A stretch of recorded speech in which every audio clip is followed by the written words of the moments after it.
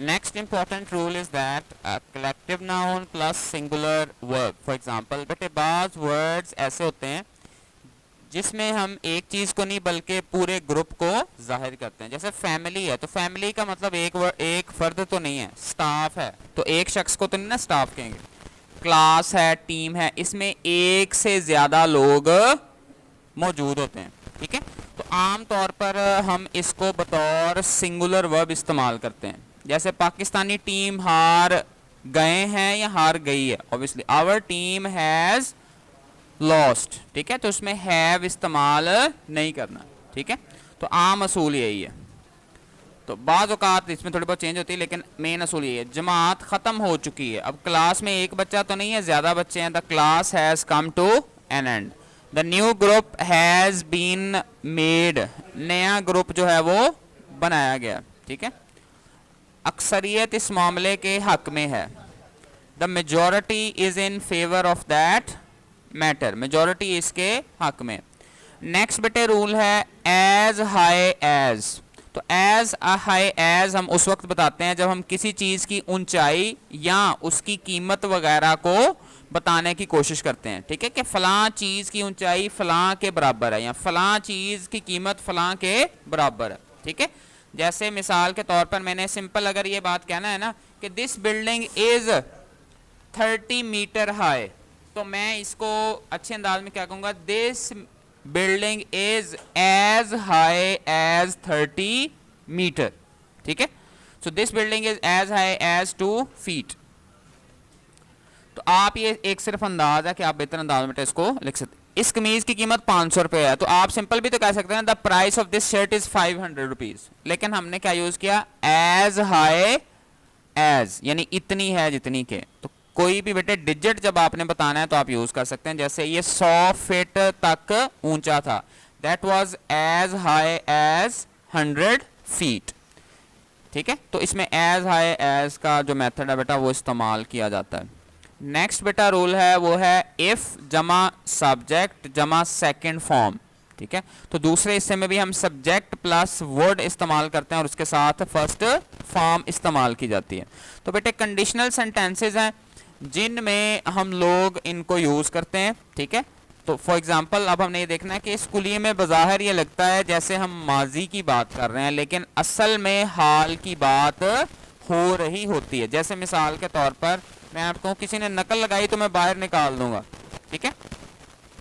तो मसलन अगर हम कहें कि अगर मैं उससे मिला तो मैं उसे बताऊंगा, तो हालांकि ये तो फ्यूचर में होना चाहिए लेकिन कहने का अंदाज क्या होगा, if I met him I would tell him, ठीक है। तो आप याद रखें जो इमेजिनेटिव फिक्रे होते हैं ना बेटे वो किस में आते हैं, पास्ट में आते हैं, ठीक है।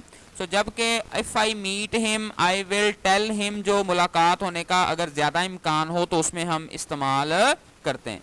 यानी अगर कम इम्कान है तो उसके लिए हम पास्ट इस्तेमाल कर लेते हैं और अगर ज्यादा इम्कान है तो प्रेजेंट। अगर मैं उससे मिलूंगा तो ये बात बताऊंगा, ठीक है।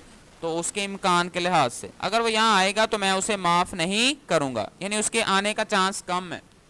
If he came here I would not spare him, अगर वो यहाँ पर आएगा तो मैं उसे नहीं छोड़ूंगा, ठीक है। तो इस तरह से आपने देखना है। नेक्स्ट है अगर तुम उसे बताते हो तो नताइज के जिम्मेदार तुम होगे। If you told him you would be responsible, ठीक है। तो इस तरह से हम सेकंड फॉर्म यूज करेंगे और दूसरे हिस्से में हम क्या यूज करेंगे बेटा, वुड का लफ्ज इस्तेमाल किया जाएगा, ठीक है।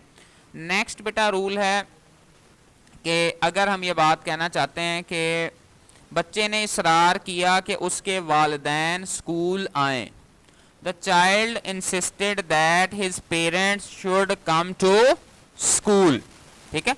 अब यहाँ पे चाहिए तो नहीं लफ्ज लिखा हुआ, लेकिन ये कुलिया हम उस वक्त बेटा इस्तेमाल करते हैं जब हम ये कहना चाहें कि फलां काम किया जाना चाहिए। मसलन अगर हम कहना चाहें कि उसने जोर डालकर कहा कि मुझे उनसे मिलना चाहिए, he stressed that I should meet him, यानी अगर तर्जमे में चाहिए का लफ्ज ना भी आए ना फिर भी आपको क्या यूज करना पड़ेगा, शुड।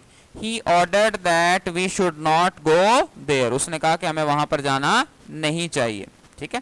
ऐसे वो अब भी इसरार कर रहा है कि मैं उससे मिलूं। He still insisting that I should meet him. जब दैट यूज करते हैं फिर हम क्या यूज करते हैं बेटा, शुड इस्तेमाल किया जाता है। नेक्स्ट है beta rule, had plus subject plus been plus third form. ठीक है, जैसे मिसाल के तौर पर हम इसका सेंटेंस लेते हैं, वो है कि अगर आप उन्हें बता देते तो वो आ जाते। Had you told them they would have come. अब इसमें ऑटोमेटिक क्या है, अगर वाले फिक्रात हैं।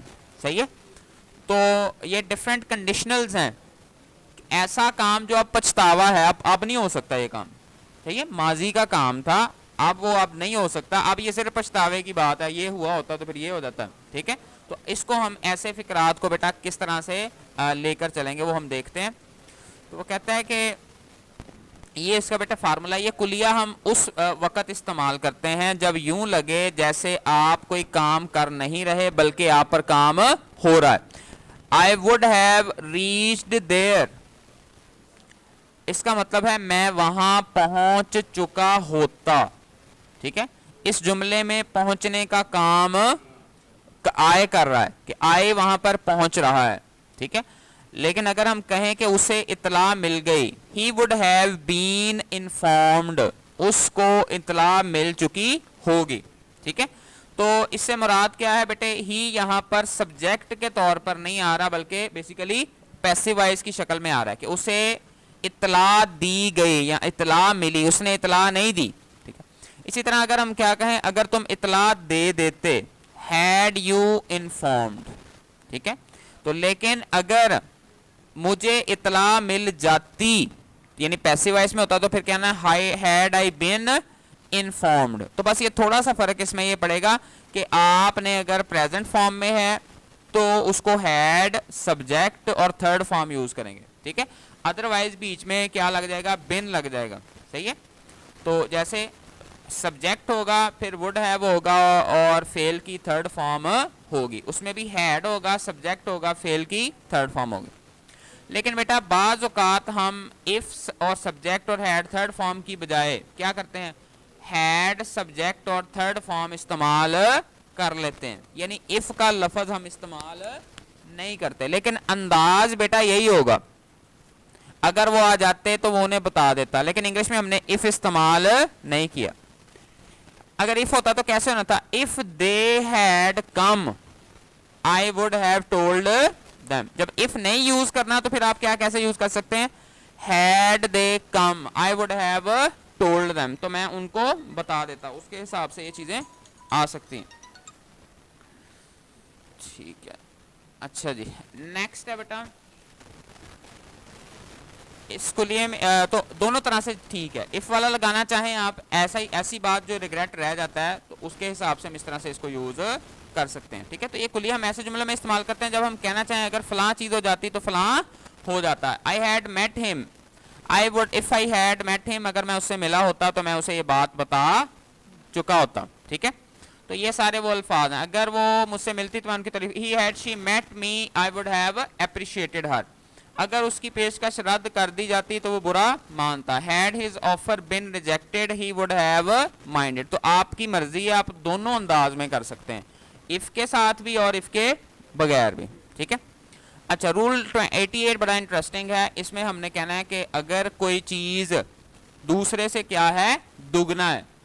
ठीक है, तो ये कुलिया उस वक्त इस्तेमाल करते हैं जब हम ये कहना चाहें कि चीज़ों या लोगों की दी हुई तादाद का 2 गुना हमें चाहिए। इसकी ज़रूरत है या ज़रूरत थी या चाहिए था या ज़रूरत होगी। दुगना लफ्ज़ कहने के लिए हम क्या यूज़ कर सकते हैं, we need twice as many students, we need twice as many books.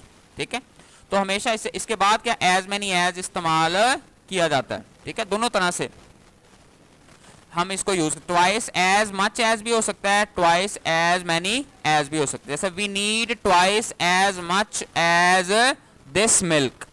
अब दूध को गिना तो नहीं ना जाता, नापा जाता है, इसलिए मच आया है, एज मच एज। जब किस चीज को गिना जा सके तो क्या आता है, मैनी आता है। जैसे we need twice as many students as this, तो जितनी अब है तादाद इससे डबल स्टूडेंट्स चाहिए, हमें इससे दुगनी मिकदार चाहिए। मिकदार है तो मच आता है, तादाद है तो मैनी आता है। We need twice as much as this, कम अज कम इसे दुगनी मिकदार चाहिए, at least twice as much as that was. ठीक है, तो इसके लिए ट्वाइस का वर्ड बेटा यूज किया जाता है। इससे दुगना हो तो काम चल जाएगा, twice as much as that will do, इससे दोगुना हुआ तो काम चल जाएगा। इससे 3 गुना दूध जाया कर दिया जाता है, thrice as much as this milk is wasted. ठीक है, twice as many as these labourers are working in my factory. ठीक है, हमें अब भी इससे दुगनी तादाद में कुर्सियां चाहिए, we still need twice as many as these chairs. ठीक है, तो इस तरह से हम इसको यूज करेंगे। नेक्स्ट आसान सा रूल है, जब हम दो चीजों की बात करते हैं तो हम एक को क्या कहते हैं, एक दूसरे के लिए, जब ऑप्शन के लिए हम दो चीजों की बात करें, पहली चीज के लिए हम वन इस्तेमाल करते हैं, जबकि दूसरी चीज के लिए द अदर इस्तेमाल करते हैं। ठीक है, इसी से मिलती जुलती बात वन और द अदर की सूरत में भी बनती है। इससे मुराद पहली चीज है या दूसरी। मसलन अगर हमारे पास दो चीजें हैं और हम ये कहना चाहें कि भाई आप इन दोनों में से कोई भी सिलेक्ट कर सकते हैं, ले सकते हैं, you take one or the other. ठीक है, जैसे आप किसी दुकान पे जाएं तो और आपने चीज वहां पे तब्दील करवानी है, रिप्लेस करवानी, वो कहते हैं ठीक है आप ये रख लें, पैसे वापस नहीं होंगे, लेकिन आप चीज जो जोन सी मर्जी ले लें, you take one or the other. ठीक है, कहता है जैसे मिसाल के तौर पर हम अगर ये कहें कि एक चीज आपके लिए है, दूसरी आपके दोस्त के लिए। ठीक है, one is for you, the other is for your friend. One यानी आपके लिए, दूसरी उसके लिए। तो आप इस तरह से इसको इस्तेमाल कर सकते हैं। याद क्या रखना है इसमें बेटे कि दो चीजों के लिए हम वन अनदर इस्तेमाल नहीं करते। कोई बताएगा वन अनदर कहां पे इस्तेमाल होता है? कितने लोगों के लिए? एक के लिए, दो के लिए, दो से जायद के लिए? बेटा दो से जायद के लिए इस्तेमाल होता है। ठीक है, वन अनदर किसके लिए होता है? दो से जायद के लिए। अगर दो आपस में हो तो ईच अदर इस्तेमाल होता है। ठीक है, अगर दो अलग अलग चीजें हैं दो ही हैं, तो फिर उसके लिए वन और द अदर। आप उनमें से कोई भी ले सकते हैं, you can take one or the other of this. एक तोहफा आपके लिए, एक दूसरे, one gift is for you, the other is for your friend. आपको कोई एक इनमें से चीज लेनी है, you have to take one or the other, कोई एक। जब ऑप्शन आप दिया जाता है ना तो प्रेफरेंस के लिए तो हम वन और द अदर। एक प्रिंसिपल मगरूर था, दूसरा बेवकूफ था। One principal was proud, the other is goof. ठीक है, तो ये इस तरह से आप इन सेंटेंसेस को देखना। शाबाश। आगे है रूल नंबर 90। ये आसान से प्रेपोजिशन वाले अल्फाज हैं, इन, एट और ऑन। ठीक है, इन कहां कहां इस्तेमाल होता है तो इस बारे में बेटे कोई सिंपल सिंगल रूल नहीं है। ठीक है, लेकिन आमतौर पर आपने क्या याद रखना है कि किसी मुल्क के लिए जैसे पाकिस्तान है, किसी शहर के लिए जैसे लाहौर है, किसी ऐसी जगह जो बंद हो, जैसे इन होम, इन एकेडमी भी आ सकता है, मसलन गली खेत वगैरह इसके लिए इस्तेमाल होता है। ठीक है, they live in Pakistan, I am living in Lahore, he is in the street, we are in the classroom, हम क्लासरूम में हैं। तो इनको हम इनसाइड यानी किसी इमारत वगैरह के अंदर के मानों में भी इस्तेमाल किया जाता है। सादा लफ्जों में बात क्या बनी, आपको बेटा याद ही रखना पड़ेगा, इसका कोई एक कुलिया नहीं है। एट के इस्तेमाल का भी कोई कुलिया बनाना जो है वो आसान नहीं है, ये भी बहुत क्या है, मुश्किल है। ठीक है, लेकिन एट को हम ज्यादातर कहाँ पे इस्तेमाल करते हैं? किसी चीज का एड्रेस हो, कोई खास जगह हो, किसी छोटे गांव या किसी इमारत के लिए हम इस्तेमाल करते हैं। जैसे he lives at 390 Zeenat block, I met him at the bus stop. At अब वो छोटी जगह है। ठीक है, सो दे लिव एट बाल्कसर या I saw him at the station. ठीक है, तो एट जो है अमूमन शॉर्ट के लिए इस्तेमाल किया जाता है। आपने ये बात याद रखनी है।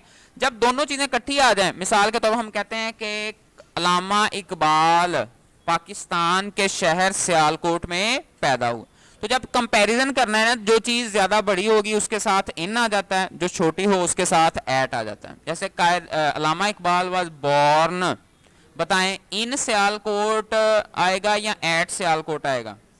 और इन पाकिस्तान, तो ये क्या बनेगा? Allama Iqbal was born at Sialkot in Pakistan. ठीक है, अगर अकेला लिखना है कि अल्लामा इकबाल सियालकोट में पैदा हुए तो फिर आप इन भी लिख सकते हैं। तो Quaid Azam sorry Allama Iqbal was born in Sial, यानी अकेला हो तो फिर कोई मसला नहीं, वो इन भी वैसे ऐट छोटी जगह के लिए आता है। जब दो चीजों का कंपैरिजन हो जाए तो उनमें से जो छोटी जगह है उसके लिए ऐट आ जाएगा, जो बड़ी है वो क्या है, वो इन आ जाएगा। ठीक है, जैसे आप ये कहें we live at Pakistan in Asia, हम एशिया में पाकिस्तान में रहते हैं। ऑन क्या है, ऑन भी कई अंदाजों में इस्तेमाल किया जाता है, जैसे ऑन शिप, ऑन फुट पैदल जाने के लिए, ऑन हॉर्स, ऑन ट्रेन। तो ऑन दोनों के लिए इस्तेमाल किया जाता है, जैसे ऑन मंडे, मंडे को महीने की तारीख यानी 22 है इस्तेमाल किया जाता है। क्रिसमस के दिन ऑन क्रिसमस या पूरे वक्त टाइम वगैरह के लिए इस्तेमाल किया जाता है। ठीक है, अब हम इसमें ये देखें वो किस सूबे में रहता है, विच प्रोविंस डिड ही लिव। इसी तरह से क्या वो जनूबी साहिल पर वाक़या है, is that located on the south coast. इस वक्त हम बहरी जहाज में थे, at that time we were on a ship. क्या आप मुझे सेंट्रल प्लाजा में मिल सकते हैं, can you meet me at the central plaza. तो इसमें बेटे कोई खास रूल नहीं है, हम 91st रूल से इंशाल्लाह कल फिर हम स्टार्ट करेंगे।